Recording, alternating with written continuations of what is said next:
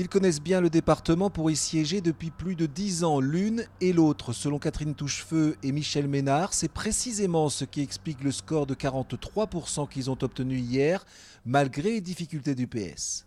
Quand on a un bilan positif, quand on travaille depuis des années, qu'on met en œuvre les projets que nous avons présentés quelques années avant et que les électeurs voient que nos engagements sont tenus, ça crédibilise notre discours.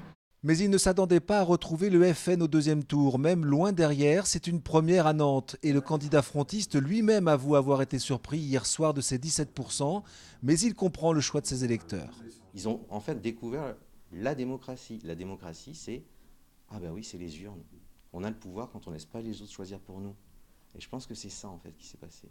Et ça, je l'ai vu au contact des gens sur le marché, en les croisant, en parlant avec eux.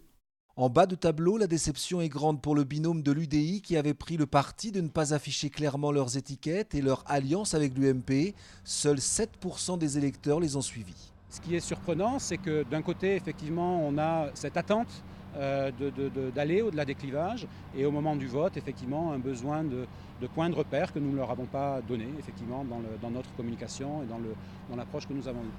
Le binôme appelle désormais à voter PS dimanche prochain pour faire barrage au Front National.